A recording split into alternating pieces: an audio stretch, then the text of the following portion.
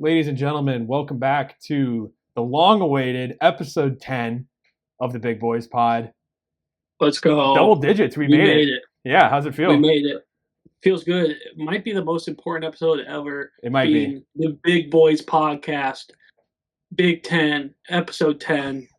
We can get into the numbers and how things have changed throughout the years, but it's the Big 10, baby. And this is episode 10. So we're excited. It After is. a little bit of time off, we had some time off. I know you're going to talk about that. Yep. But we're super glad we've made it this far.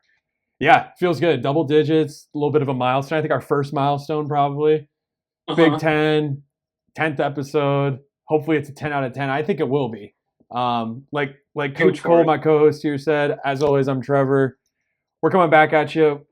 He mentioned we had a week off, had some things going on. I was out on the road a little bit, traveling down in ACC country, actually. Got to see a couple. Durham. Durham area. Went to all three. Went to Raleigh, went to Durham, went to Chapel Hill, the full triangle. Saw Duke Stadium, saw North Carolina Stadium. Different vibe than Big Ten stadiums that I've been to, but I think they know ball down there in the Tobacco Road area. Some nice looking stadiums. But I was on the road, just tough to record the episode last week. Since we missed a week, we're going to do a little something different this week. Most of these teams are 10 games in. 2 of them are actually 11 games into their year. We got one last normal weekend of ball this weekend, and then next weekend, Thanksgiving weekend, rivalry weekend, all that. We're just going to go team by team and kind of talk about our teams above expectations, where we thought they'd be at this point of the year, below expectations, or right about at par. And then with 2 games left, what are you still playing for at this point? If you're above expectations, are you shooting for a natty, or are you just shooting for a really good bowl game? If you're below, are you just looking forward to spring ball and that spring game and getting ready for next year? So let's dial it up with we'll go ABC order here. So start off with the Illinois Fighting Illini. This week actually back in the rankings, ranked at number 25 and sitting at 7-3 on the year and 4-3 in the conference. Coach Cole, where do they stand compared to your expectations for them 10 games in? I mean, 10 games in, wow. Okay. I think it's been incredible. I think that they being at 7-3, I didn't think that they were going to be a top 25 team again in this conference, or not, sorry, in this conference in this season. But they've crawled their way back in, so good for them. Luke Altmaier has played a really tough schedule, I think, and he's battled with that offense through a lot of adversity, so good for them. I think the fact that they are going bowling is huge. Sorry, cat's here today. The fact that they're going bowling is huge, so good for them.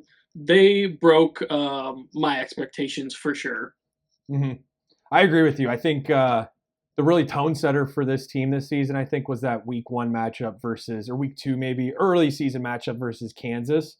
This is a ranked Kansas team at that time, and they knocked them off. Now, Kansas obviously didn't quite pan out as the team a lot of people thought they would be. They're sitting at 3-6 or something on the year at this point.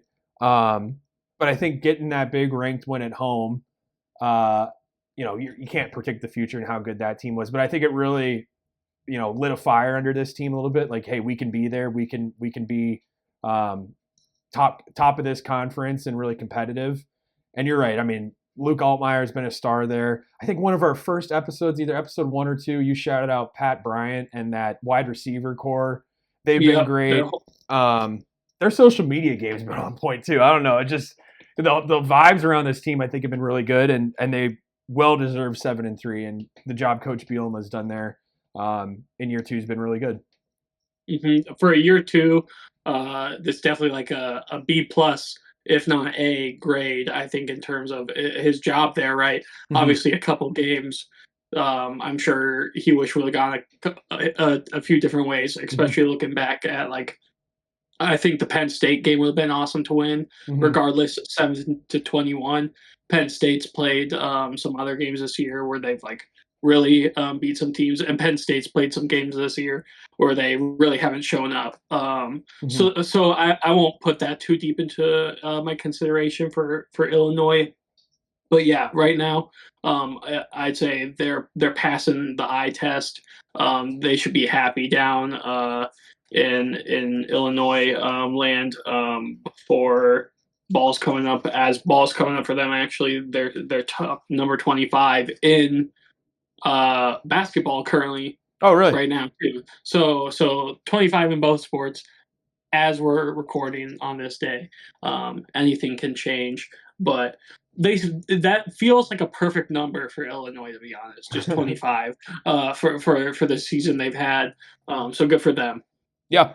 And 2 games left in their schedule. They got Rutgers this weekend, and then in-state rivalry Northwestern on Thanksgiving weekend there. I think those are 2 really winnable games, and you're sitting at 9-3.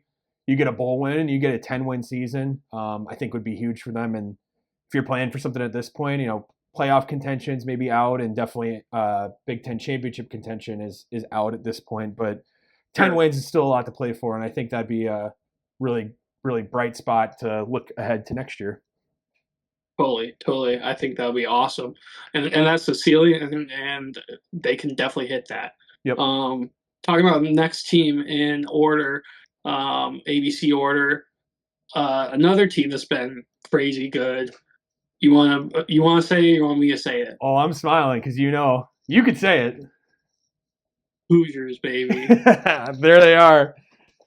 Incredible. Yeah. Indiana Hoosiers. I mean, no one can sit here and expect or say that they expected this. Right. No one. Indiana's a basketball school. Indiana's always been a basketball school. Mm-hmm. Historically, the football program has just been like horrible in terms of rankings and where they stand and things. Mm-hmm. And Kurt Signetti walked in there and said, I don't even care about any of that. We're turning this around, right? Yep. And he brought his guys in from JMU, and he brought plenty of other guys in through the portal. And week in and week out, he just dominates. He dominates with his team and that array of options on the offense. And I like how he kind of goes about every game like it's just the next thing. They're not worried about what their schedule is or what their ranking is, kind of like Dan Lanning's attitude that he talked about a few weeks ago. And we'll talk about Dan Lanning later. But no, I mean, it's alpha dog mentality down in Bloomington. It's been awesome to see. Yeah, 100%. I mean, this is the number 5 team in the country this week, 10-0. Mm-hmm. About time, yeah. Honestly. Yeah, about time they're getting that top 5 love. Huge matchup this weekend versus Ohio State on the road. They are not favored in this game at all. But I mean, I think the way they've played, it would not shock me if they pulled off the upset. I don't even know if I'd call it an upset if they beat an Ohio State team at this point of the year. They've been. Oh, go ahead. No, it's interesting because of that, and I know a lot of people are talking about this Ohio State game, and I saw some guy earlier this week talking about how Indiana's like a fraud 5 because they haven't played. I know, but because they haven't played like some bigger names in the Big Ten, and Ohio State will finally be one. I disagree with that, obviously, and I think you're undefeated, and that counts for something until someone knocks you off, whoever it is. I mean, we've seen teams in college football just call themselves outright national champions when they go undefeated. So I hate hearing stuff like that. And regardless, I know that spread's big, but I think Indiana can pull it off too. Yeah, and I've seen the same stuff. I feel like it's really entered the conversation in the college football world this past week of like Indiana being frauds, all that sort of thing. To me, it's angling to just make the SEC look great and get as many SEC teams as possible. And if Indiana loses this game, don't end up going to Indianapolis instead of 11-1 on the year, that they want to try to justify leaving them out of the 12-team playoff, which I think is complete, part of my language, just complete horse shit. Because I at this point, I don't. Unless they drop that game to Purdue on rivalry week, at 10-0, I think they've already locked up a spot as one of these at-larges. I mean, what else? What 100%. More does this team need to do? They go after their schedule. But here's the thing. They beat a Michigan team. They beat a Washington team. I saw something that when they released their schedule for this season last year, it was like in October of 2023. Michigan was like the number 1 team in the country, and Washington was a top 5 team in the country. You also had at that time, a ranked UCLA team. it's not Indiana's fault that these three teams didn't come out as strong this season, but they got the schedule they were given, and they've taken care of business up to this point, and they still have a really marquee game coming up this weekend to really prove how good they are. So, I mean, I think we're both in agreement here. This is blown the expectations out of the water. Love to see it. I mean, it's been a really great story to follow, and you know me, I've been on the Curtis Rourke train, I think, since that week 2 matchup versus UCLA. Had like a huge 5-touchdown game, and I was like, who is this guy? You know, came out of Ohio, was injured last year. Just the eye from Coach Signetti for talent. Like you said, bringing in those JMU guys, a guy like Curtis Rourke out of Ohio. It's great. I mean, I really love following this team this year. I've been on the bandwagon. I'd love to see them knock off Ohio State, and I want to see them in the playoff. And I think we're talking about the rest of the year. I mean, it's beat Ohio State if you can. If you can't, take care of business versus Purdue. Sit at 11-1 and go into the playoff and make some noise. You know, see how far you can go. Mm-hmm. You know, and I don't want to dwell on it too much, but you did say it. I wasn't going to say it, but you did say it. It is SEC fans making these claims. Who's Texas played, man? Who is Texas beaten? You know? I don't want to hear it. I really don't. I mean, if you saw Brian Kelly on the sideline this past weekend, I mean, you know, I'll keep that to myself, honestly. Either way, IU's rocking, Bloomington's rocking.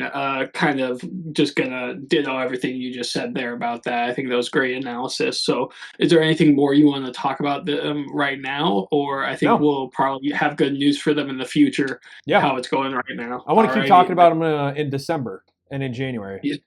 Yeah, totally, and we'll talk a little bit more about them b-ball wise later. Yep. Cool. Well, moving on. Well, next. Yeah, next team. Third team we'll break down. Yeah. Do you want to do it? Sorry. No, that's fine. All good. Iowa, the Hawkeyes. Only place so far this year, football-wise, we've gotten to be boots on ground. Mm-hmm. That's okay. We're just knocking them off one at a time. And, you know, I kind of want you to crack this egg first on your thoughts, because I have my thoughts for sure. Yeah. If we're going above or below, I think it's a below expectations year. Right. I think preseason I had some cautious optimism. This could be maybe like a 10-2, 11-1 type team again. That Ohio State game was always kind of a tough game to get past. But you look at the other losses in the schedule, Michigan State, how that's turned out, that should be a winnable game. UCLA, that's a tough loss. Iowa State's a tough loss. They're sitting at 6-4, 4-3 in conference play. I mean, it's not a bad year by any means, but I think with the amount of returning seniors and like COVID seniors that they had, especially on the defensive side of the ball, healthy Cade McNamara coming into the year, some cautious optimism around that. New offensive coordinator in Tim Lester. It hasn't quite lived up to maybe that expectation. Sometimes Iowa fans, including myself, can be very delusional. So I think that might have a part to do with it. But I don't think it's a bad year. I don't think we'll look back at this year, 2-3 years from now and be like, oh man, that 2024 team is so bad, whatever. It'll just be another blah type year, of which there's many in Iowa's football history. Just thought maybe there's something special with this team. I think the one bright spot, since I brought it up, is Tim Lester. I think he's been a home run of a hire, and I'm really excited to see what he can do with a full offseason, a whole portal cycle, see if he can get some of his own guys into that offense and get clicking. Yeah, obviously. But that's always a year 4. Yep. But yeah, I mean, I'll go with below expectations. I don't know if you disagree with that, but not a bad year. I'm not necessarily just disagree. It's about as Iowa as it gets for me, in my opinion. Yeah. So like you mentioned the talent on the defensive side of the ball. I do think we maybe inflated Cade McNamara so much, just as Iowa fans, and I mean, just kind of I don't want to say the curse of the quarterback role at Iowa, but I mean, it is probably the most like judge spot, even though it's not really up to them when you look at the offensive schemes and how Iowa plays football over its history, right? And so we've had Tim Lester come in. It's been interesting. It's been good.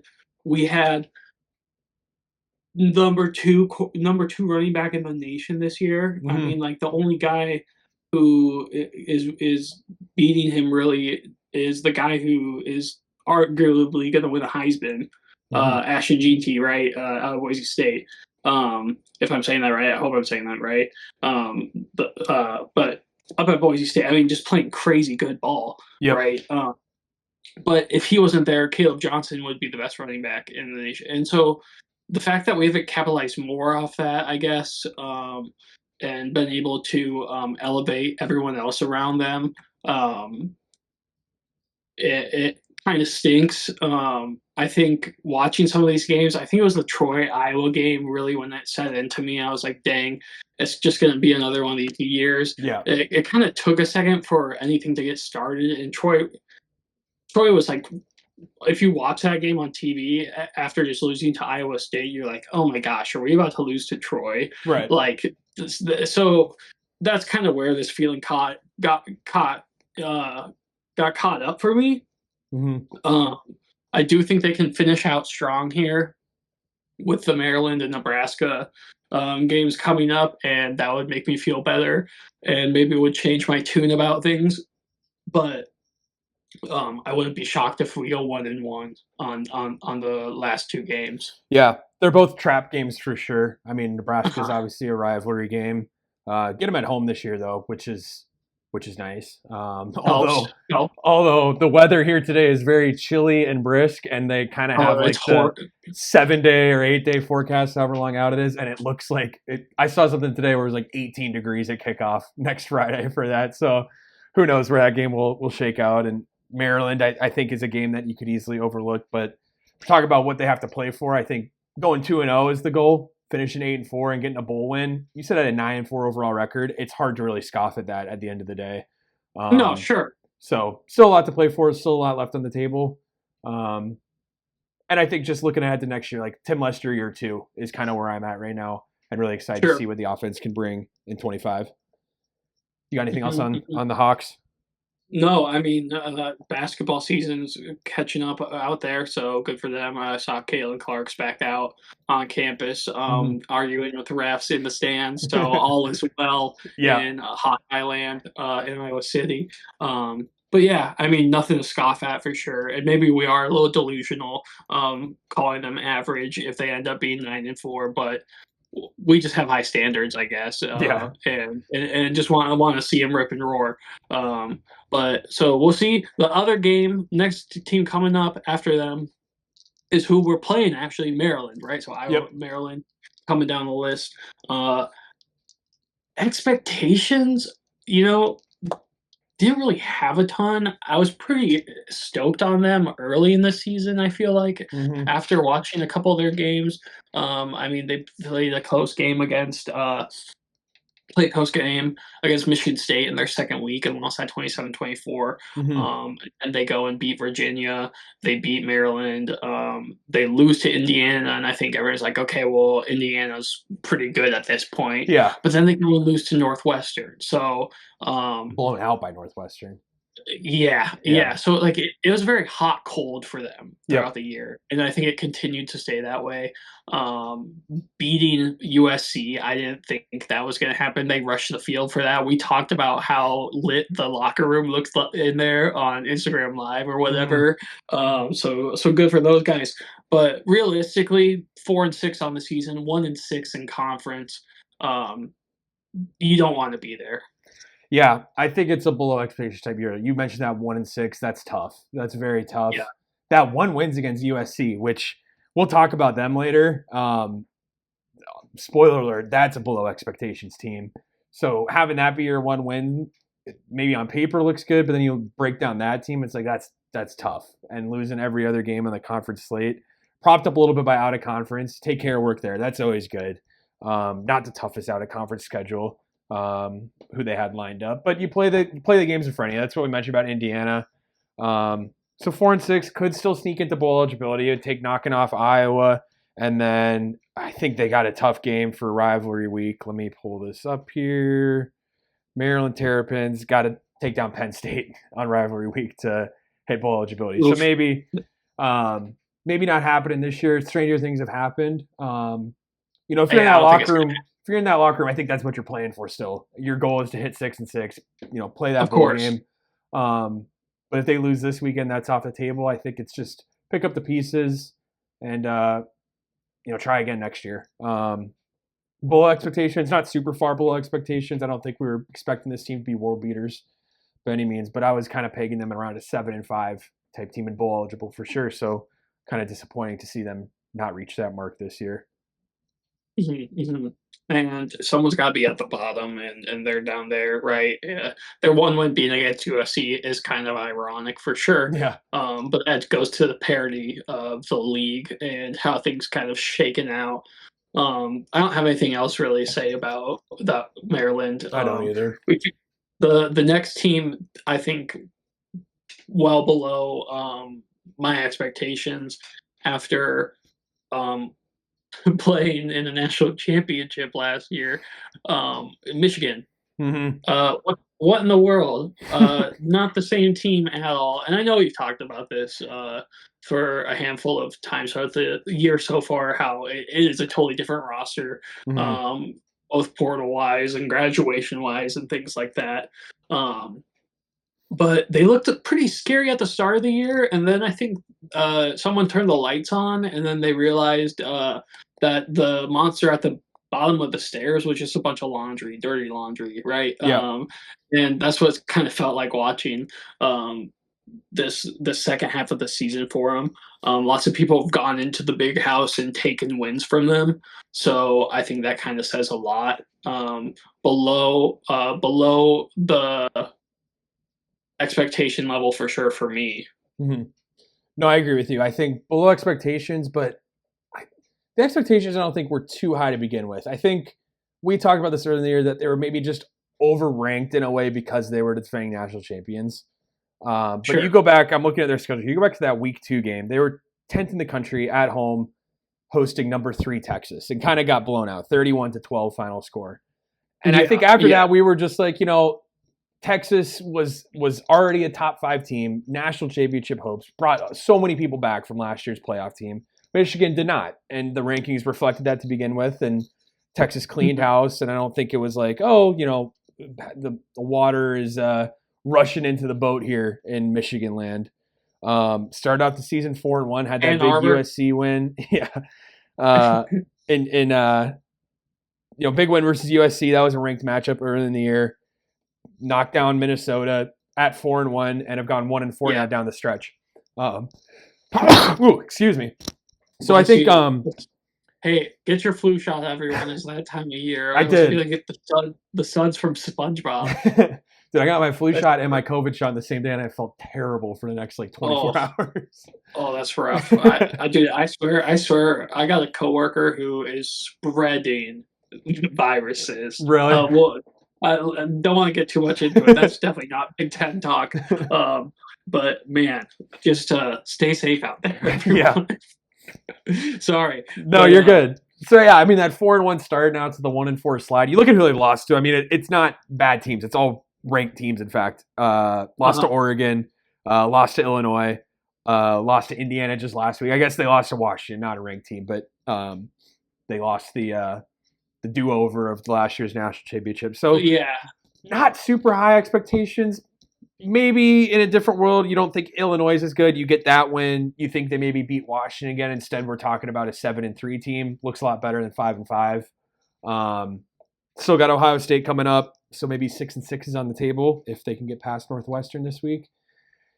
Stranger things have happened. This could be a 5-7 team miss out on a bowl game a year after winning the Natty. How likely do you think that is? Could happen. I do think it's been deflating for sure for them. I know I was giving you a hard time about Ann Arbor, but there's Michigan fans across the country. So there's a lot more people who are Michigan fans than people who actually go to Michigan. We know that. Mm-hmm. There's got to be some fans, delusional fans out there who were like, it could have gone back-to-back years. I think most people with their heads screwed on right are kind of echoing what you said.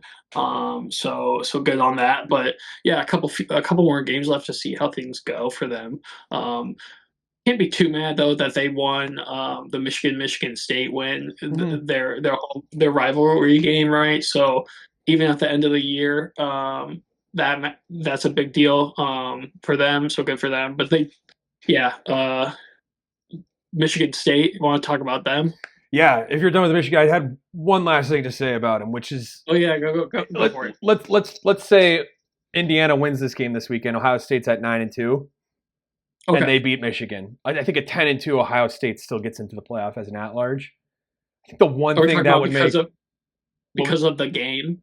yes, I think the Simply because of one winning thing that? that would make everything in Michigan land, not just Ann Arbor, across the country, in the Uh-huh. Michigan fandom, I think it would make this season worth it if they.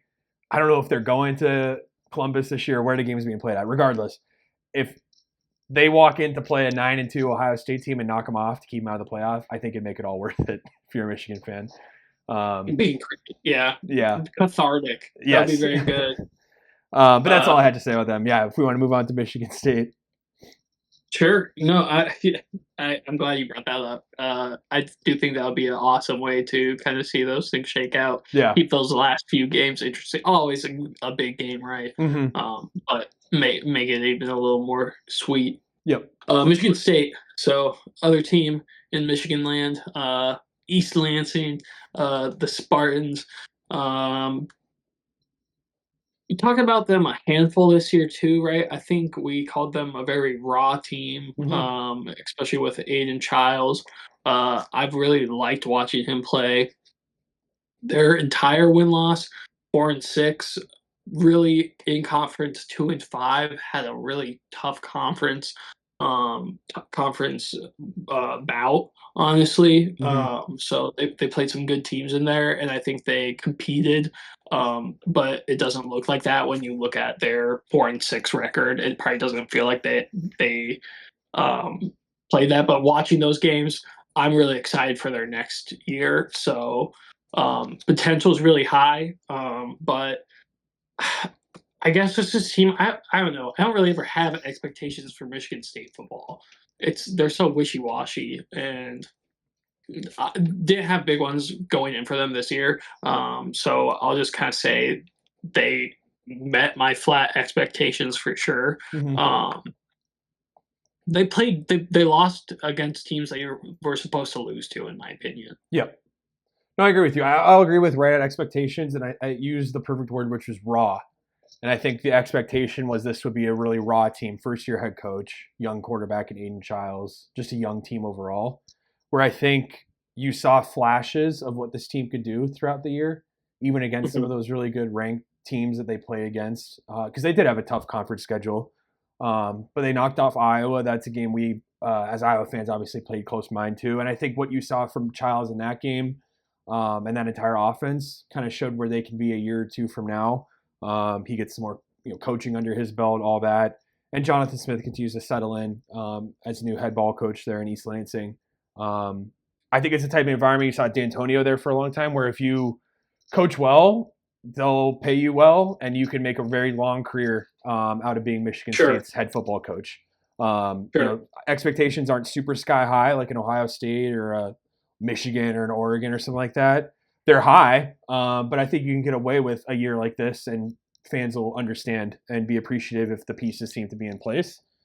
And they look to be in place, I think, for them to really line up a good 10, 11 type win season here in the next few. So 4-6 right now. I think their last two games are winnable to sneak into bowl eligibility. But even if they miss that, I think really a good year to hang your hat on and nothing to be too scared of for Sparty right now. Definitely. No, I mean, they're playing to extend their season at this point. Mm-hmm. The Purdue game will be interesting, and then they need to win against Rutgers at that point to get that sixth win on their season. So, really, if they meet that and they go bowling, they beat expectations, I guess, in my opinion, at that point. But I think you're right about double-digit wins could be their ceiling in the next season or two. Mm-hmm. Anything That's else? Michigan. No, that's Michigan State. The other M team I'd like to talk about, unless you got Michigan State. No, nothing else there. Well, I think the standards in PJ Fleck's organization have been high. I think that's something we've talked about since the origin of this podcast. We've had people pull their cars over in disbelief, but man, the Gophers rolled this season, and they kind of hit a slow spot in that middle of the season, and going 4-3 in conference. They could still have a losing conference record here, but I don't think that's what's going to happen for them by any means. They're going bowling regardless with their 6 wins. Mm-hmm. They don't lose bowl games. PJ Fleck doesn't lose bowl games. So winning another bowl game and getting shirts in the Hy-Vees across Minnesota for kids to wear with a Outback Bowl win or something, that's what matters, right? That's the stuff that feeds families, and we need that win. So I hope that happens. They play Penn State this week, right? Yeah, that's in 3 days. Yep, correct, Penn State, and that could be really rough. Obviously, that's a 75% matchup predictor, so on ESPN, which makes sense. About 12.5 spread. I think Minnesota could play a close game to Penn State, and stranger things have happened. But we'll see. What do you have to say about Minnesota? Sorry, I'm rambling. No, you're good. I think about expectation for them. I don't think they were expected to be top of the conference, but not expected to be bottom either. And really just in that comfort zone that you've kind of expected them to be now under PJ Fleck. And I think that's a good like a good metric of success for him, that we talk about a Minnesota team now as a team that you expect to be 6-4, 7-5, Totally. 8-4 even, and getting into bowl games and then clearly winning them, like you pointed out earlier in the year. Whereas we go back 10 years ago, you know, when you and I were watching ball back in middle school and high school, and you're rocking that Goldie merch, and they're kind of laughing stock of the Big Ten. When I was a real Gopher fan, when exactly. they sucked. Yeah. No, true, dude. I did have that. I wore that. I wore lots of stuff to school. Lots of Gopher stuff. So it's paid off. For campus. They got their coaching hire right, where it kind of elevated them to this next level. You know, it's a tough place to recruit, and their history the last 40, 50 years is not great football-wise, where I don't know if you could have the expectations of being a title contender year in, year out, but I think where they're at is hard to complain if you're a Minnesota fan. So add expectations. I think a good year for them again. Yeah, definitely a good year for them. I can't wait to see where they end up bowling. Feeling probably they're going to get a New Year's Day type game or something. So will be exciting to watch for sure. The schedule's weird this year now with the new playoff. Like a lot of those old New Year's games are like the 30th or 31st now. I don't remember exactly. Yeah, I guess you're right. The world's changing, man. They're changing college football on us. Yeah. But one thing that isn't changing is the love for the Gophers I have, and they've had great ball. Next team, ready for them? Yeah. All right, that would be Nebraska. I think the expectations that Nebraska had were kind of inflated on themselves / inflated on the media cycle, posting those lookalikes of their quarterback next to Patrick Mahomes preseason and everything really like that. I mean, setting yourself up for failure, right? Yeah. Taking the nicest car in the store and being like, "Oh, my car's kind of like that," and it's like, dude, I haven't even seen your car drive yet. You know what I mean? Like, and he's been really good actually. I've really enjoyed watching Dylan Raiola. But Nebraska fans are gonna think that they should have had a better season than they did. So I think they probably whiffed on their expectations. And I mean, I don't think they were going to be a top of the program or top of the conference team, but definitely thought they'd be more of the middle of the pack than they are. What do you think? I agree with you. I think it's not, on one hand, it's not surprising they're sitting where they're at now. 5-5.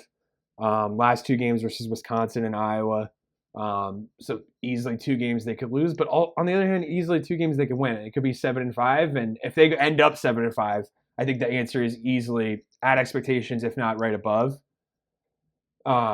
So I guess that's the other hand. Is just it was hard to read with Dylan Raiola, true freshman quarterback, but so much hype. Like you said, he's been fun to watch. You could tell he is hopefully the answer for them there. You give him another year or two, a little more time to mature and all that. But I think with the hype that maybe Nebraska fans, like you said, place on themselves would be a little bit better than 5-5, especially with that 5-1 start now and this 4-game skid they're on. You're 1 game away from bowl eligibility, and you're now 4 games in a row coming up short of making it there, and not 2 easy games ahead of you here to get there either. So, tough team to read. They just always are. It's a tough team to read. Yeah. I don't know. It's 3 easy options kind of for an answer. I'll go at expectation. This is who they are and who they've proven themselves to be for the last decade now, is right in this kind of pocket of teams. I wouldn't put it past Iowa to still lose this game to them right. After Thanksgiving. So I think that's always the true litmus test. Yeah. For Nebraska, because I start to hear from a lot of people who don't like to talk the rest of the year, and then all of a sudden they have something to say. So, no, I think you're hitting the nail on the head there for sure. Anything else you want to talk about for the Cornhuskers, or should we move on? No, that's it for me. We'll move on to Northwestern Wildcats, our friends in purple out in Evanston. Friends in purple who have been under quite the renovations. They have those CAD drawings online if you haven't seen what they're building out in Evanston. It's honestly pretty nutty, right? But they played a practice field this year, and we gave them a hard time, but it looked like they had practice. I felt like, no, we didn't give them a hard time. We gave them a lot of love for that, actually. It was such a cool, unique environment. Tongue-in-cheek for sure. I mean, yeah, I'm not hating, right? And actually, this past weekend they played at Wrigley Field. Yeah. And I mean, I've been to Wrigley for baseball. Been to Wrigley down there to do like some golf on their. Yeah, you did do that. Yeah, it was pretty sick. But yeah, like seeing how they put the field, I didn't go, but just looking at the pictures, how they fit that turf, or fit the yards in there. Gridiron is always so crazy. Correct. Yeah, perfect. They fit that in there. It's crazy, especially because Wrigley is like literally like so old when you think about it. So that was cool to see. Regardless, they kind of choked on flies in that game, losing to Ohio State like 31-7. Yeah. But that's what happens when you play Ohio State also. So anytime, any place for the Buckeyes for sure. I don't know. Northwestern basketball is kind of the bread and butter, right? And so I'm looking forward to seeing some more of them play. They're actually playing my Butler Bulldogs. They're playing them on their Thanksgiving bout down in Arizona. So that should be interesting, right? As we start to move out to hoops, exactly. But yeah, I mean, met expectations, but never had high expectations in the first place. Yeah. I don't know. I think coming off of last year, I think we talked about this earlier in the year. There's just so much turnover going into last season where Pat Fitzgerald, the hazing thing came out. He had to resign or get fired at whatever happened there before the season. Really inopportune time, like July or something like that. Yeah. You're getting ready for the year and replacing your head coach. And the job that David Braun did last year to get them to bowl eligibility, I kind of had expectations that they'd maybe be there again. There's still a chance. They're 4-6 on the year. Got a game versus Michigan, a game versus Illinois. Not 2 easy games, but 2 winnable games, I think. And Northwestern, has played well in some of their big matchups this year. I don't know if it's that likely. So I'll go below expectations for this Wildcats team. Okay. Maybe the stadium got to their heads a little bit, not having your regular home, something like that. So they get one more in Wrigley versus Illinois on rivalry week. They're done. And I think we mentioned that a few weeks back. Done with the Temp Stadium. But the new Ryan Field looks really cool. You mentioned the renderings. It looks really sweet. It's a lot smaller, which I think for a smaller school like this, smaller alumni base, making the stadium smaller, and maybe I think they're still doing the thing. They're going to restrict ticket sales as many as they can to Northwestern students and alumni to really make it less of a home game for the visiting team. I think the issue with that old stadium is there's so many Big Ten alums in the Chicago area. You play at a big 60,000 seat stadium, and there's 30,000 Northwestern fans there. You're packing it with Ohio State or Illinois or whoever. But it definitely.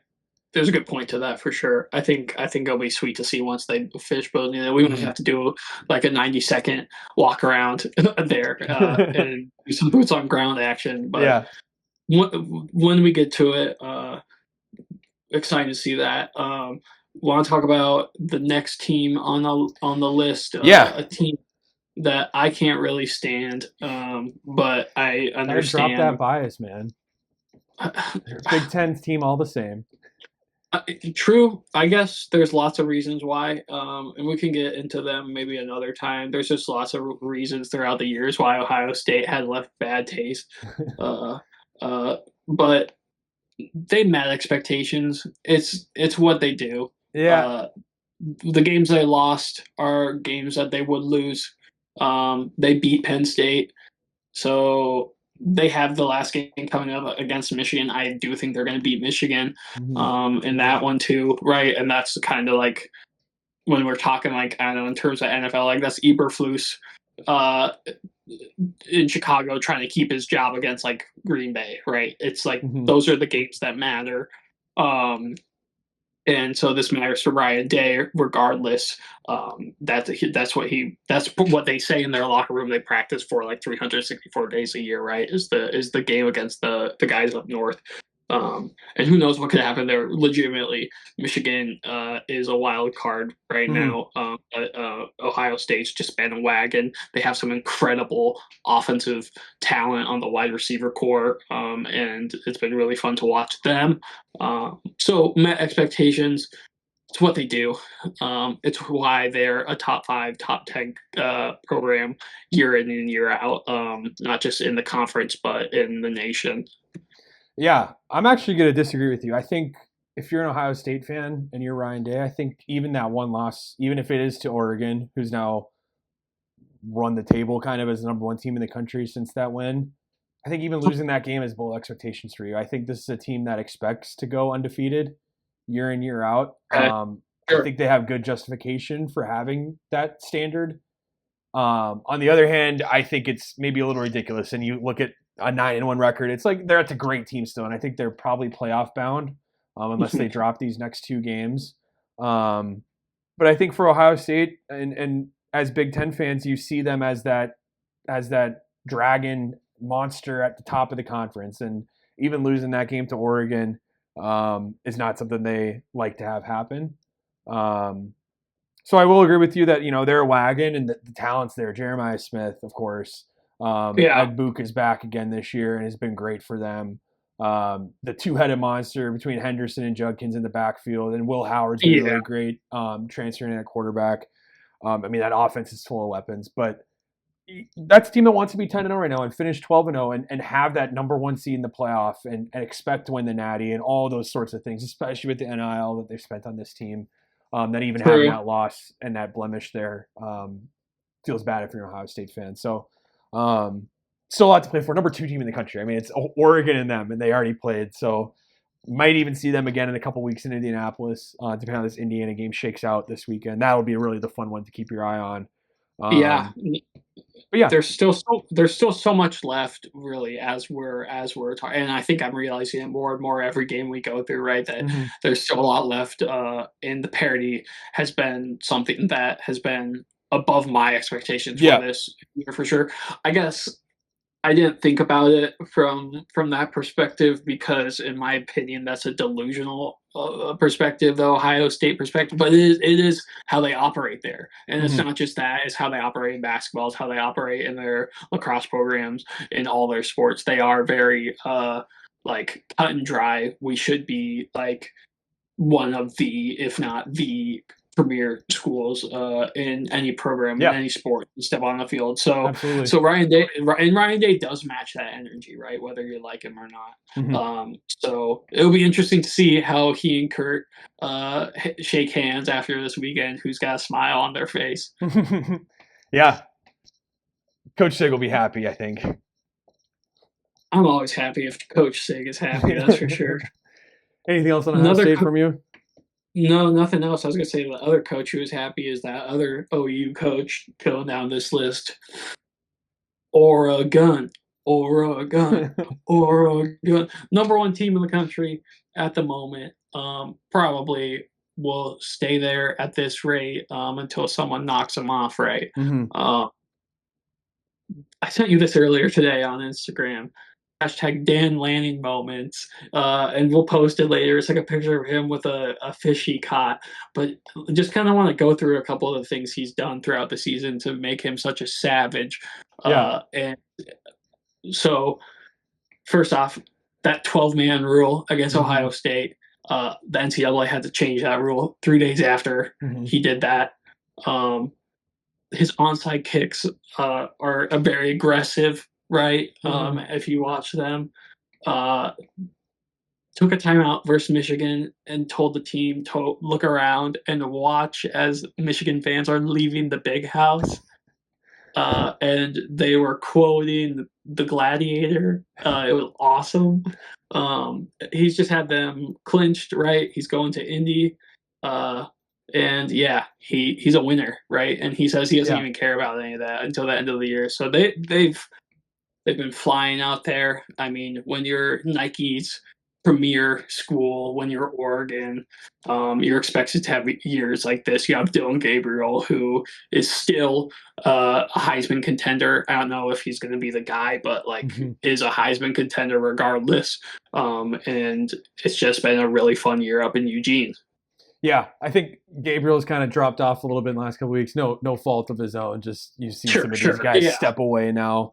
Um, this is an 11-0 team. They got a bye this week, so you're not dropping number one on a bye. At least they shouldn't. And then rivalry week, you get Washington.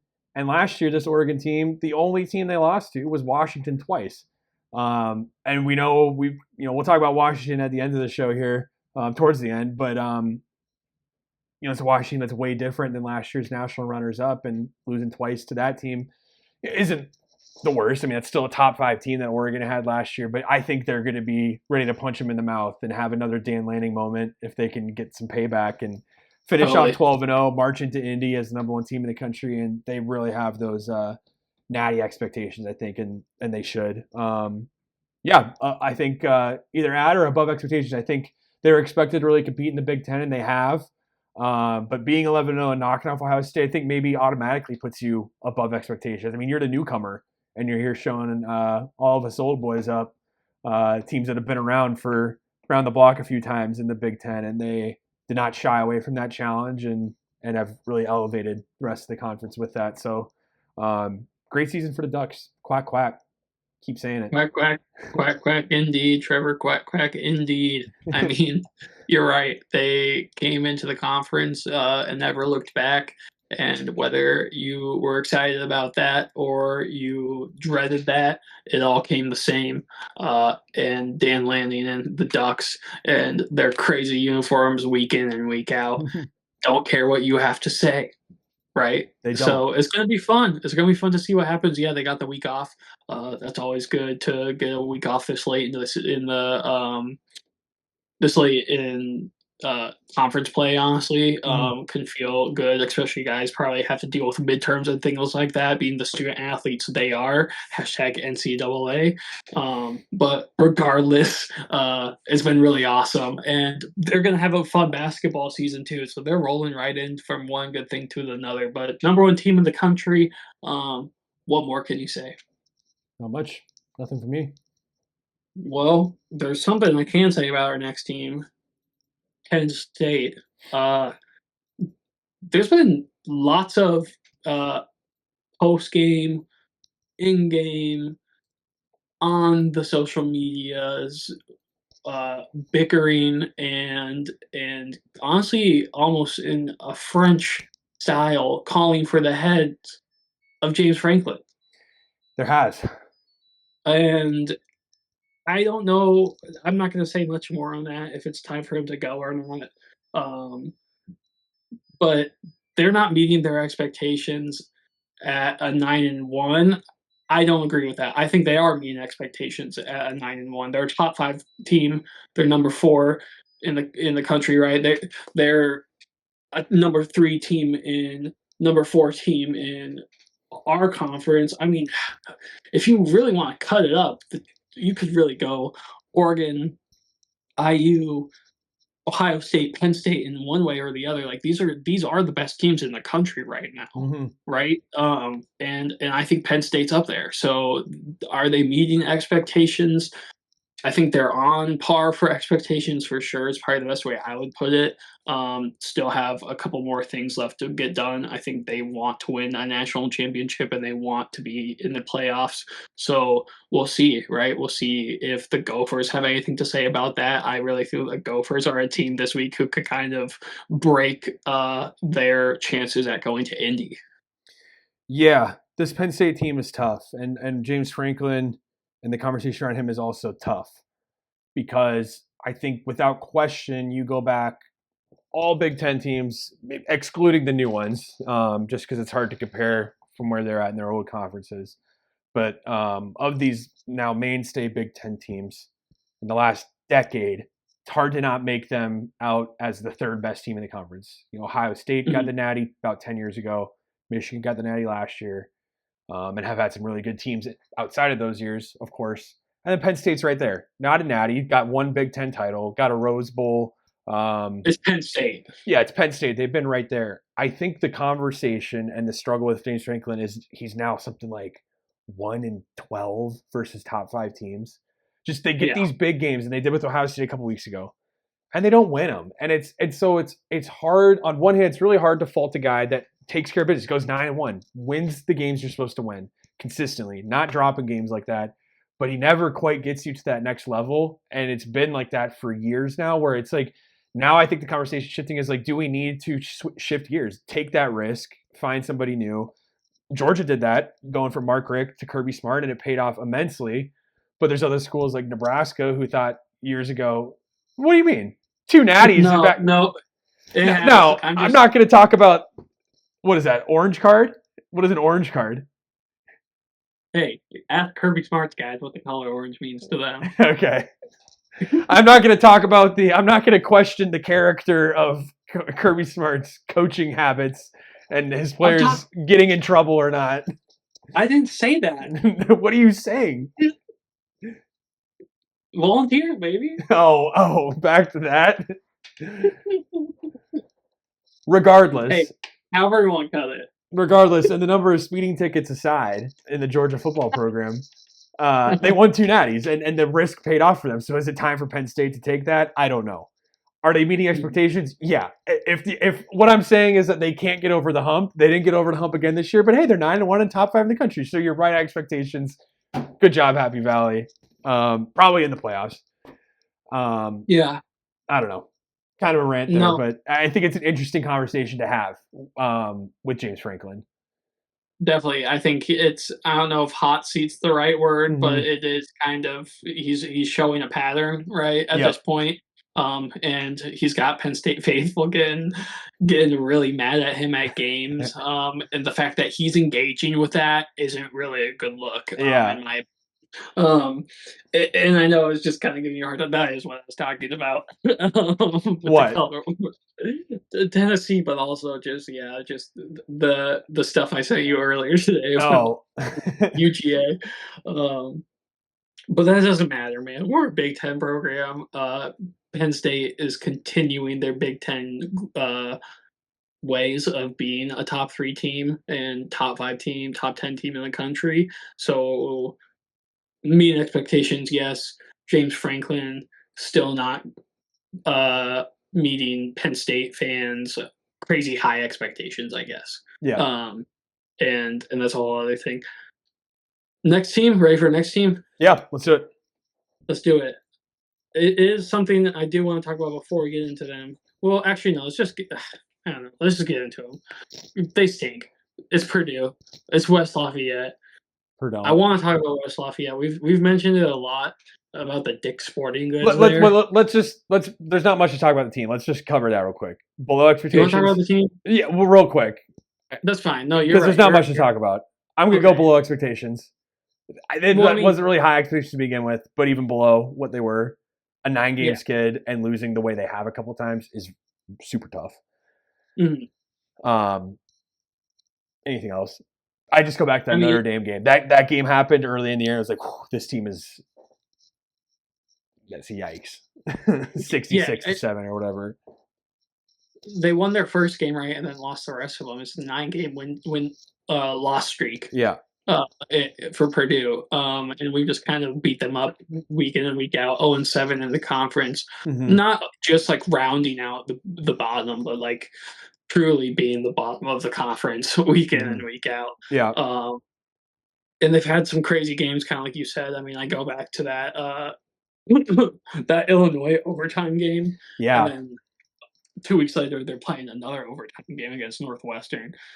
So there was some crazier stuff that happened. But when you look back, that one win was against Indiana State, 49-0. So it's like, oof, you know. Yeah. Tough year in West Lafayette for sure. Always better time in basketball. I mean, they're number 6 in the country right now in basketball, so they're already moved. If you're there, you've moved on. Yeah. Big Alabama win, was it earlier this week or Saturday? Yeah. No, that was I think it was on Monday night. Yeah. So yeah, moving on from that, you were starting there, and I know the fans have been waiting patiently. We talked about episode 10. We'd bring it up. The West Lafayette Dick's Sporting Goods is what fuels this team, the good and the bad. Either the cleats are working like they are in well, not cleats, gym shoes are working well in basketball, or the cleats are busted like they were for the football team this year. What is it with this Dick's Sporting Goods, Coach Cole? Please tell us. So in my time in Indianapolis, I mean, Indianapolis proper is a big city, right? It's a big city. There's plenty of Dick's Sporting Goods in the area you can go and get cleats, right? Yeah. And coaching, this is like my 10-year-old summer travel team, and they're good, man. These are really good kids playing. They're all like in high school now, and some of these kids are pretty cracked, so it's fun to watch. Yeah. But like regardless, you practice like once or twice in the summers as a team, and so it's like it's expected you're there. It's definitely expected you're there on time. We got this one kid. He comes to practice 45 minutes late, and practice is only like an hour and a half anyway. So we look at it and we're like, Cashton, like, where have you been? He's like, my dad drove me to West Lafayette to get cleats, and it's like, dog, like, what? Like, you have, and like, I know he has cleats. Like, I see him all the time. Like, it wasn't like an issue where it's like, I need you to go get new cleats or something. Regardless, go drive over in an hour there and an hour plus back to go get cleats. And he's like, well, look at them, coach. Dude, they're white and they have like every single emoji on them. Like they're the Adidas emoji ones that came out. And I'm like, I'm like acting like I'm laughing in my head, but dude, I'm cracking I'm cracking up, but like in the moment I have to act kind of mad, right? Because he's like late to practice. But man, I just ever since then it's like I don't really go to a Dick's unless it's matching that West Lafayette energy, you know. If they got the exclusives, right? So it's just been a stupid inside joke over the years. And it's just something I think about this kid all the time, man. And just like every time I look at him the rest of the year, I'm like, you're stupid cleats. Yeah, man. I remember you texting me that like whenever it happened. You're like, dude, this can't practice. I'm like, what? And he's like, he drove to West Lafayette. I'm like, what for? The cleats and all that. And I don't remember how it got brought up in relation to the show earlier in the year. I think one of us mentioned the word West Lafayette. And I'm like, oh yeah, they got that Dick's Sporting Goods there, and the rest is history. But to all our listeners out there, that's what it is. That's where the magic comes from. The Adidas emoji cleats. You got a picture? Dude, like, tell me you're showing up to it's like you're getting toasted too. This kid play defense. You think you can play defense wearing anyway? Our colors were not gold and white. That's for sure. Man, but so just always a good time, always a good chuckle. Probably the most fun we've had talking about Purdue is all year. It's talking about West Lafayette. That's true. Maybe things will change now with basketball, like you said. It's a new dawn in West Lafayette. Totally, and they know it. We all know it. So good for them. All right. Keep moving, keep chugging along. Got a couple more teams we want to get through here, and a couple more things we want to talk about before we close out the pod. Probably gonna go a little bit over an hour this time, but it's been a bit, so that's okay. At an hour, literally right about now. We're at an hour. So Okay, nice. Well, if you wanted to be a sponsor, this will be a good time for us to plug you. We've had well, I don't like the way I said that, but plug your sponsorship, plug your program, talk about it. So we have some people on the list, and we've been talking. We have some people in our business. We have some ideas and some people in mind, specifically blue hedgehog characters to sponsor us in mind. I'm not going to say the name. Blonick the Bledgehog. Let's keep rolling with Rutgers, should we not? We should. Okay. Last team, when you're watching the Big Ten commercial, it's the last team you see pop up at the end as the song ends. You see that, you're like, what is that right there? Oh, it's Rutgers. It's the Scarlet Knights. And I think that's kind of how we felt at the start of the year. We're like, what's going on over there on the campus? They had some pretty cool wins going into their season. Right now they're 6-4. They're going bowling, so good for them. They're 3-4 in conference, so we're down on a conference year. But they competed. I think they competed week in and week out, and you can't be mad about that by any means, right? Like their loss to Wisconsin, that was a big loss, but they lost to Nebraska by 1 touchdown.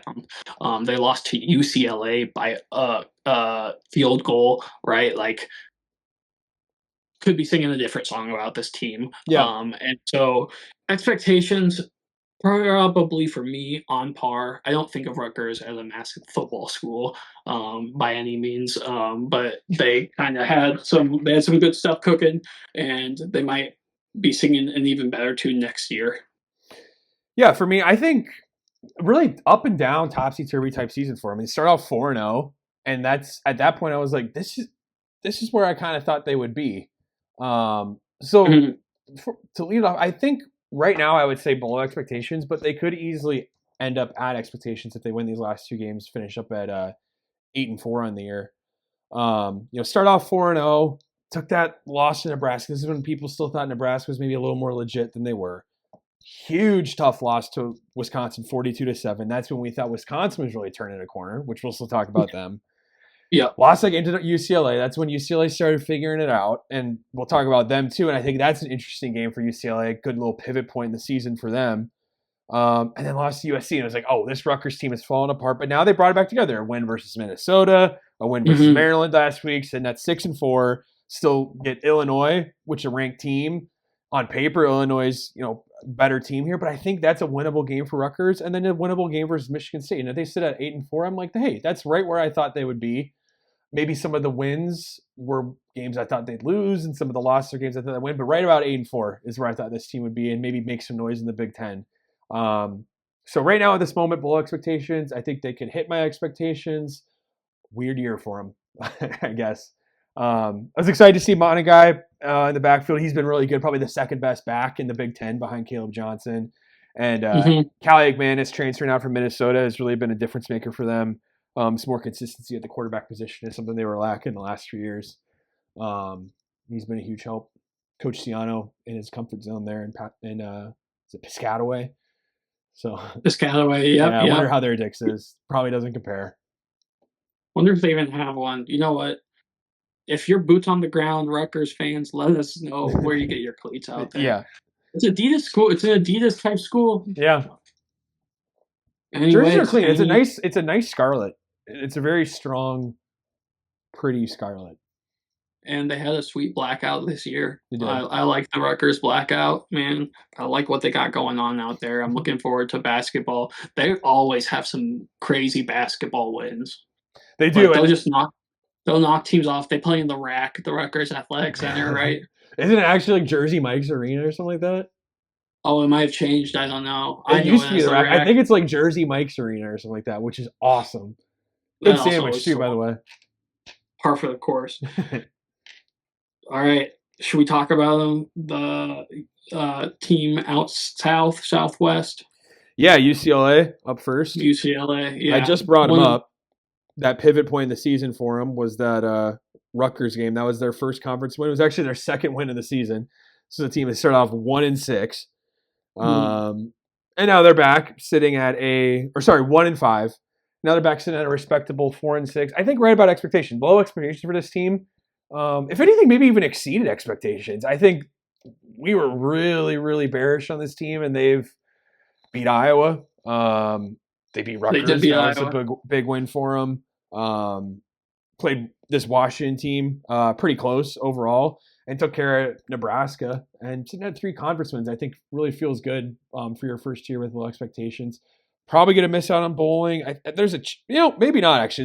There's a strong chance they beat USC and they get Fresno State to wrap up the year somehow. I was gonna say they do have one game left that's not a conference game for some Yeah, reason. They play Fresno State later. yeah. So good year for UCLA. I'll say above expectations and a lot to build off of. First year head coach is always going to be tough. A lot to build off of. Ethan Garbers proved us wrong. I think he was kind of like I don't want to say a sleeping volcano, right? But there were some impressive moments there for sure. They Mm-hmm. have a kid coming out of some of the north suburbs of Chicago who's joining that quarterback room next year, who I've seen in person play some pretty good ball, right? So that's only going to help. Like you said, it's kind of a new era there for sure. Mm-hmm. So looking at this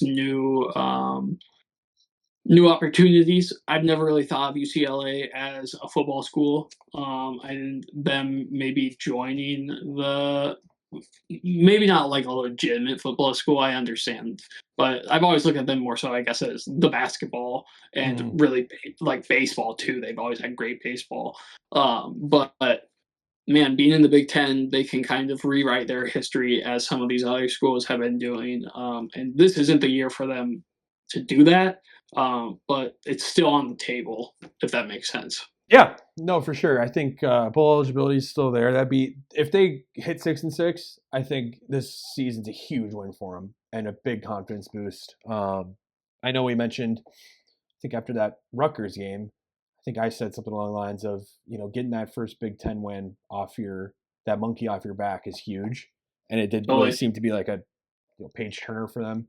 But really going 6-6 in the first year in the Big Ten, I think would be like, oh yeah, we're here to play. Um, and a lot to build off of. So yeah, good year for them. I'm high on the Bruins right now. Yeah, sure. Anything else from High you? on the no, high on the Bruins. I mean, definitely had a better second half of the season than the first half for sure. Mm-hmm. So I think that's kind of helped us help some of these teams rewrite their images in our eyes here. If I'm high on Other the team, Bruins, yeah. If I'm high on the Bruins, I was going to just transition that. I'm very low on the Trojans moving across town okay, to USC. okay, hmm Um, yeah, Preseason ranked like really, top 15. They had that LSU win week 1. That was a big ranked matchup, and they it was knocked off exciting. LSU. And there was a lot of expectations with this LSU team.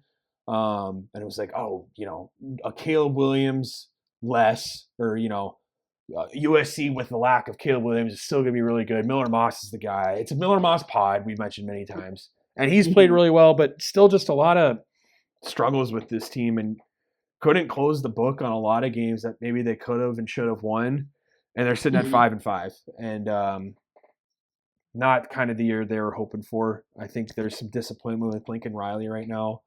I'm definitely disappointed with him, and thought this team would be a lot better with a new defensive coordinator.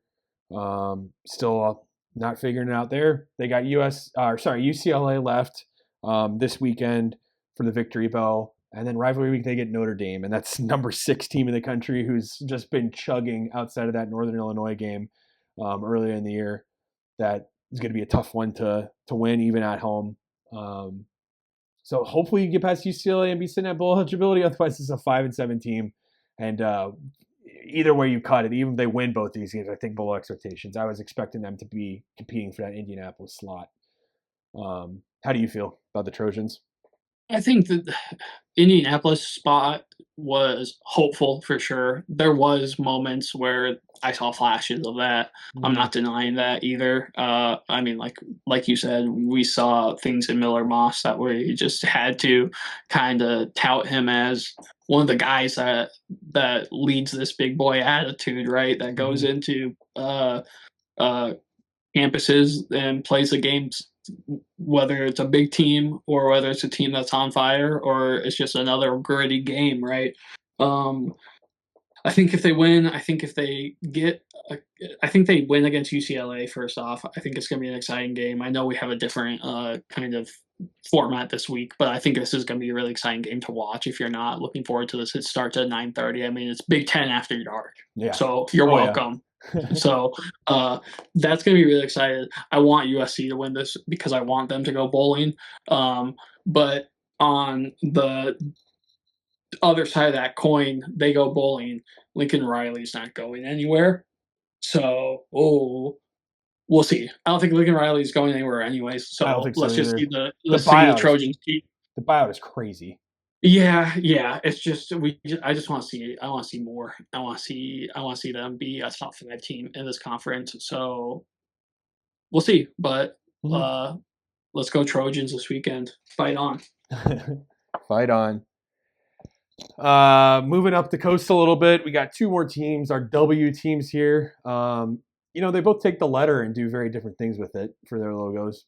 And we'll Mm-hmm. start with Washington, who's got the very up and down, straight, Varsity. perfect, very Times New Roman esque W for the Huskies. Last year's defending runners up, losers to Michigan in the Big Ten title game. They're sitting this season at 6-5, and they ended off after their bye week with Oregon on rivalry week. At above or below for you, Coach Cole? Fresh start for the Well, Huskies this year. at I think is the best way I put them at my expectations. I'm just realizing there's something about UC or USC that I wanted to talk about, Oh, but sorry. Do we want to? no, it's simply just the fact that they play UCLA, so like a big game, right? Conference game. If you want, you go look at USC. They posted these on Instagram. Nike made them custom Kobe 6 cleats. Oh, that's I cool. mean, they're just they're incredible, right? For just And USC? yeah, just Well, I USC. guess UCLA is like So an Adidas school, I think, so they wouldn't get that and soon. and I think I mean some of the connections with Kobe and the Kobe team and USC throughout the years. Mm-hmm. But dude, I mean they're nasty with the white laces. We'll repost them on their story. How about that? Yeah. But sorry, talking about the Huskies, talking about Washington. I said they're about at. I mean, obviously, when you play national championship last year, there's going to be people who think you should always be going back. I think after watching them get kind of whopped by Iowa, I was like, okay, I don't think they're really the team that they could have been Mm-hmm. this year. Then they lose to Indiana. Then they barely beat USC, to be honest.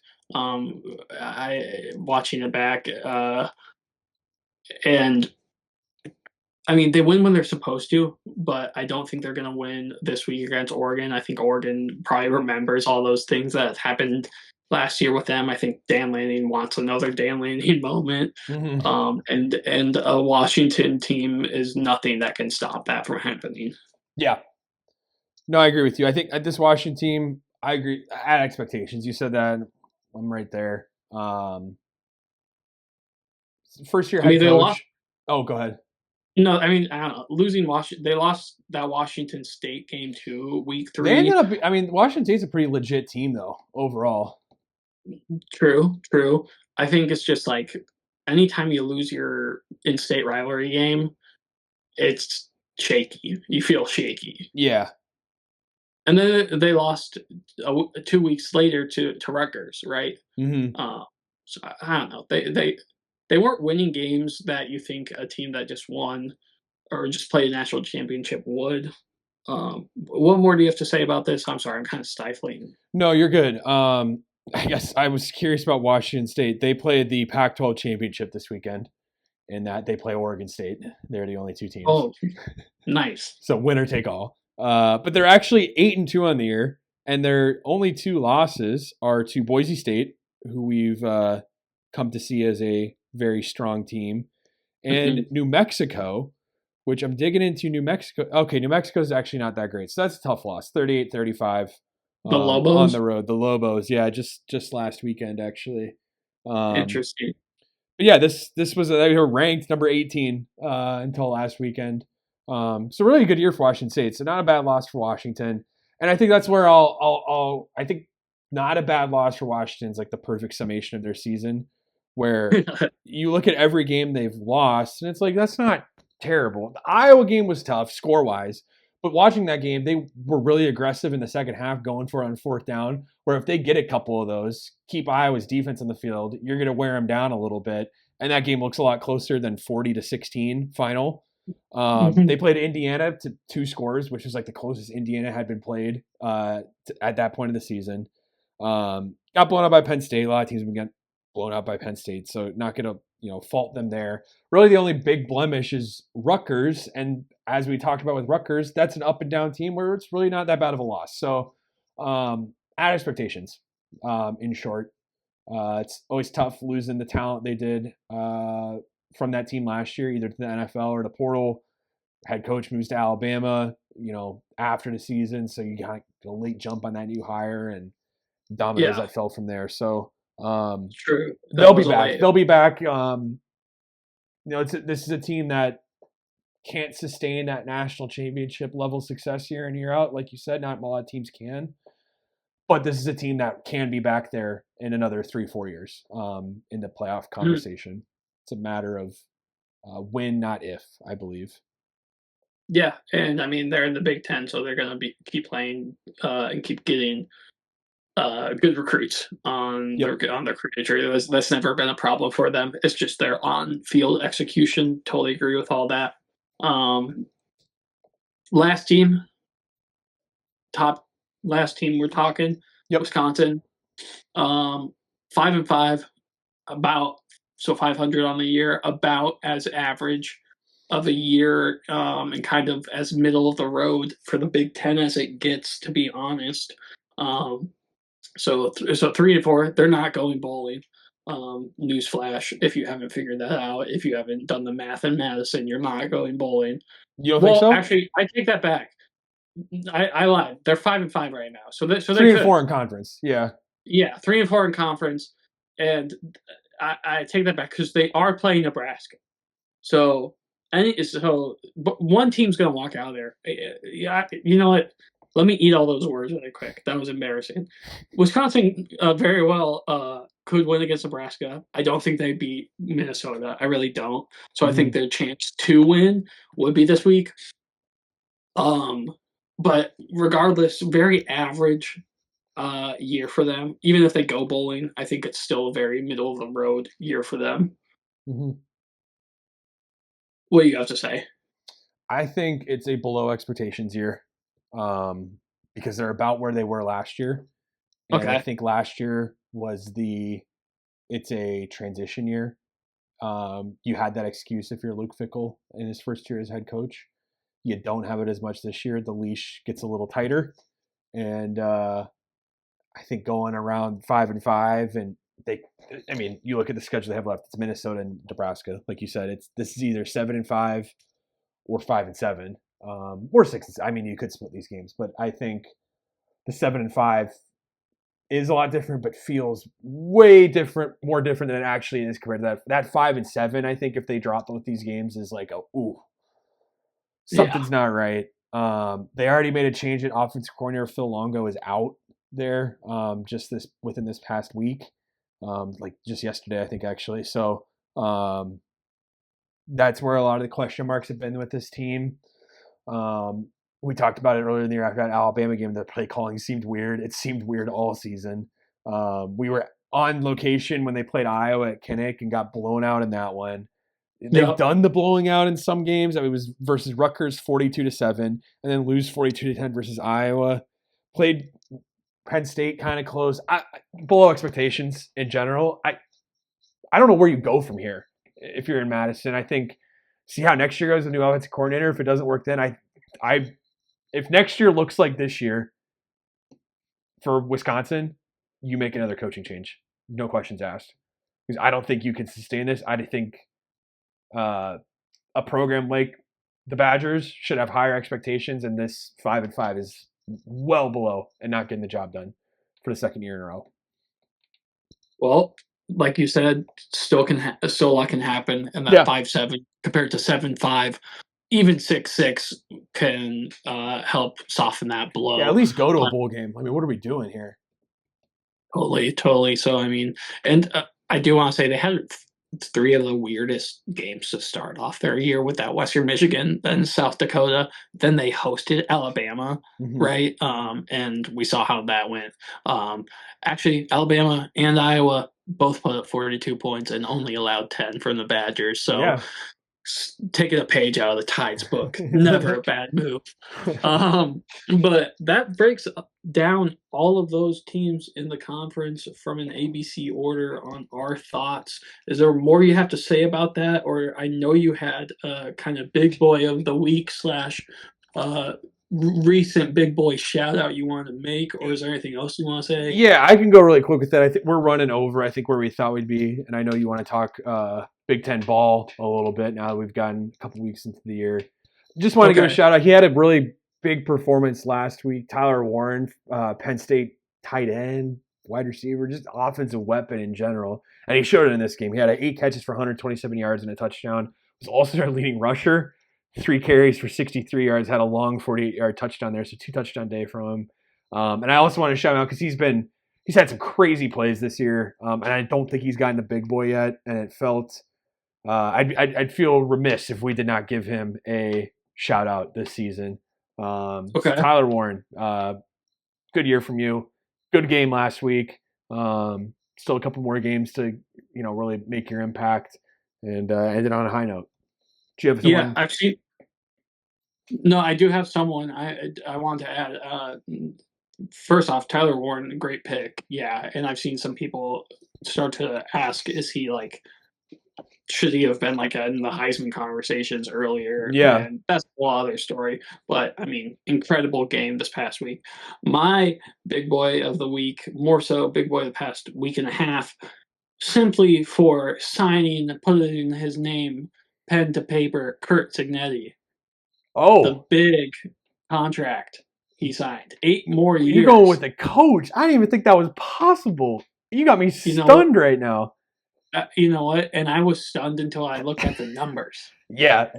What's the bag? What's the bag? Let us know. Something I saw is he can get on average $8 million a year. I don't think that's what the signing was, obviously, but when it comes to numbers, talking about some of those incentives, you can go look at his house. I mean, don't do that. I mean, I'm not trying to dox the guy, but I mean, listen, it's huge, okay? And he doesn't have to worry about those payments with this IU. More so, he's getting grounded in Bloomington. He took a school that was a basketball school, is a basketball school, and said, I can't hear you. We're a football program too, right? So it's been really awesome to see. He has to be my big boy of the week, just for making it happen. No one's made it happen the way he has this season. Big boy of the year, in a way, too. The reason he got that bag. And we'll see, right? And who would have been interesting to see if they would have waited till after this Ohio State game. But if he wins this game, right, they're probably glad he signed a week early because his number would have shot up. Yeah, right. That's probably why they did it now. They're like, let's just hedge our bets here. It's true. Yeah. They're thinking down there in Bloomington. Thinking, and they're hooping. So I do want to talk a little bit of basketball really quick. Yeah. That's cool. Kick us off. Tip us off, rather. On. Sorry. No, that's okay. Honestly, there's been some games going on as we've been talking because it is that time of year. Mm-hmm. We are playing midweek of ball. Right now, at the top of conference-wise is Purdue, ranked number 6. Then we got IU at 16, Wisconsin at 19, Rutgers at 24, and Illinois at 25. So, like I said, 25 in football and basketball right now. Mm-hmm. couple teams are 5-0. Purdue's 4-1, but a couple teams are 5-0, including Iowa. And I believe IU as well is on that. Not pulling up, but I had it written here. But regardless, so a couple teams who are getting it done. I think we're going to be really excited as some of these teams start to go out to these holiday trips, these Thanksgiving weekend trips, Bahamas, Arizona's, Maui trips, stuff like that. So be on the lookout for some of those fun matchups, these out of conference matchups before everyone comes back for that winter push where like you're playing twice a week on the road, gritty basketball, right? And it's going to be exciting to see. So good for them. But Purdue right now is looking like the team to beat in the conference. Yeah, as they have the last couple of years. I think this conference still seems wide open. We talked about that a couple of weeks ago. And when I kind of pay attention to that Ken Pom predictor and all that, and he seems to think the conference is wide open. That'd be really fun. I think it's a lot of fun when you get into those January and February games. Did we conference pick season, and you'd never know who's going to win any given night. Did we pick team to win? I don't think we have. I don't think we have. I think we should. That's a great idea for a week or two from now. We kind of hit a lull of college football right before like conference play starts. And I think that might be a good time to do it, kind of see how some of these, get a good idea after non-conference play and some of these holiday tournaments where teams are kind of shaken out, and then where we think they'll end up after, I think, was it 20-game conference schedule now or something like that? It's rigorous. It's rigorous. Okay, so, yeah. After Thanksgiving time, we'll be able to come out with that for sure. Yeah. Alrighty. Well, a little longer episode, but still, nevertheless, tons to talk about. It was a little different with that, but that's what episode 10 brings you. And we're glad everyone's been listening and following along the way. Trevor, what else you got to say? No, not much. I think it was a fun episode, and let us know in the comments what you guys think about this format. Coach Cole and I have discussed off the air kind of how we need to switch up the show a little bit as we move out of football season into basketball season, because we don't want to break down every game like we do for football. A lot tougher for basketball. So if you like this format, something like this could work, or adjust that to more segments or that sort of thing, we're all ears and want to keep coming at you with the best of the Big Ten and what it has to offer. So totally. I know some people have been wanting to talk about maybe calling in and stuff like that. Yeah. I mean, listen, just reach out to us, right? We're open to anything. We're looking forward to football next year already. We have so many ideas written down and stuff, but we got a handle right now, and that's ball, that's hoops, and we're looking for people who want to chat hoops. So come reach out to us, right? Yeah. But thanks for listening. Thanks for watching. Make sure you like, comment, subscribe. Make sure you follow us on Instagram for sure, and you stay up to date, and you tell a friend to turn it on. I know you're going somewhere Thanksgiving weekend. Turn this on. Alrighty. Have a good one, everyone. Thanks for listening. That's another Big Boys. That's episode 10. You're listening to history live or maybe in replay, but either way, thanks for being here. Peace out. We'll see you next week. Bye. Yes, sir.